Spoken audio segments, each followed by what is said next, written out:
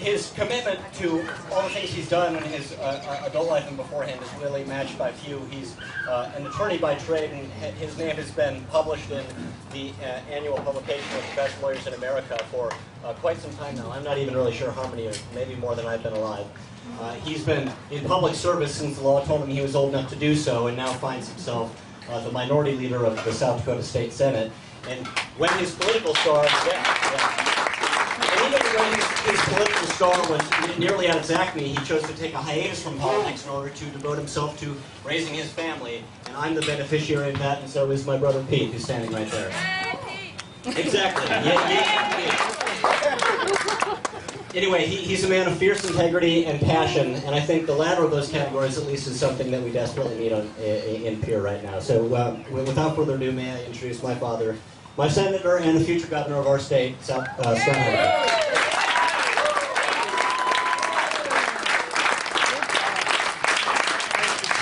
Thank you all very much for being here. I'm so grateful to you. I want to especially thank Susie Trioli and Jean Beto and Pauline Politis and the terrific group of volunteers who worked so hard to put this together. Let's give them a big hand. Thank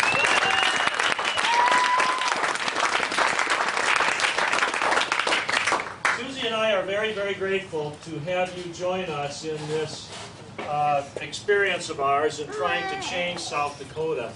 Of course, you all know her, but I would appreciate it if you would recognize my wife, Susie, and my partner in this deal. And you've met Sam, and here is my son, Pete. Sam and Pete. We're very fortunate for the next few days that we have the privilege of having my sister Nikki Heidefriend here from Washington, D.C. helping us out in the campaign. So please greet Nikki. There's Susan with the flag.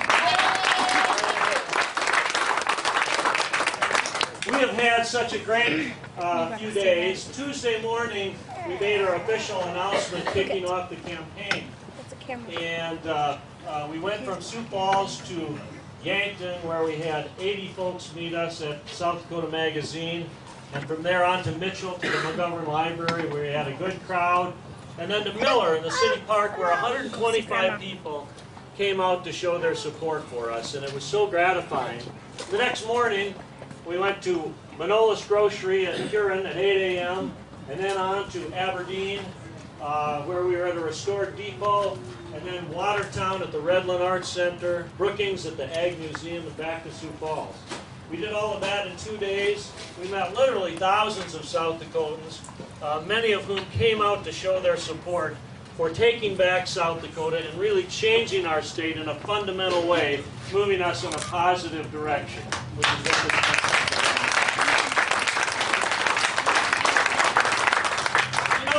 back into politics because I'm passionate about my state.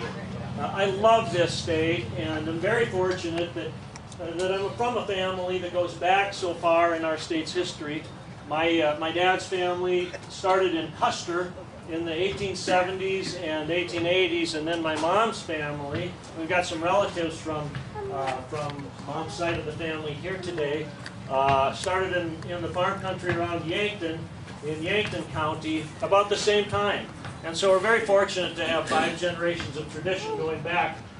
Nikki and I got the great privilege of growing up in Miller, South Dakota, and that's why it was so special for us to go back there and have such a terrific reception among the people, really who know us best and showed such fantastic support for our efforts. It just really was fun. You know, when we campaign around South Dakota, we talk about the 3 steps that we think are important to get South Dakota moving in a positive direction. The first is to fix the state budget.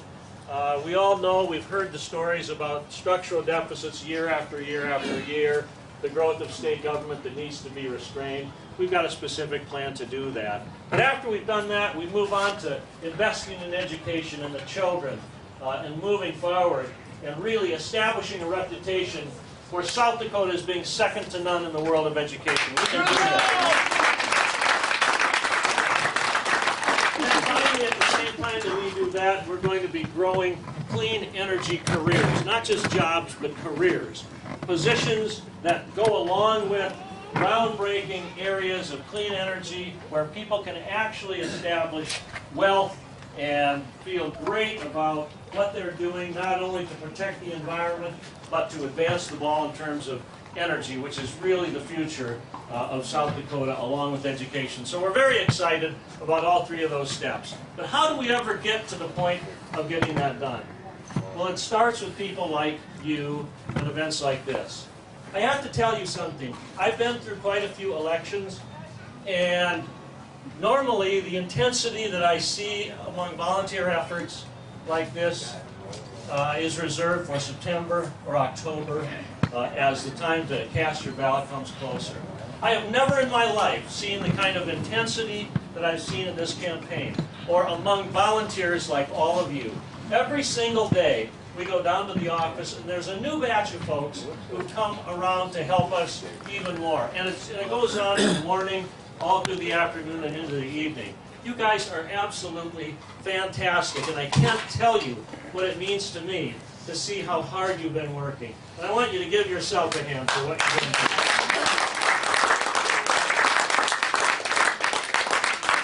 Finally, I want to tell you that I mentioned I've been through a few elections, and I have. This is my 8th general election, and I'm so excited about it. I just feel something out there. Every time we go to a new town and we talk to people and we listen to people and we listen to them visit about their aspirations and their dreams for this state and for their family, it's just amazing to me, and I just love it so much. But I want to tell you that of those 8 general elections, and this is my 8th general election I've been in, they have a couple things in common, all 8 of them. One is that I've always run positive, issue-oriented campaigns, and I'm going to do that again this time.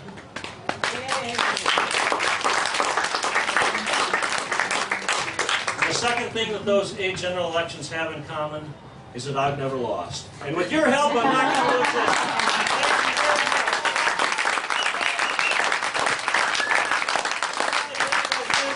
For signing for our friends. Leanne and I go back a long ways. It was so wonderful to see her and her family here. Thanks a lot for being here. Thank you, everybody.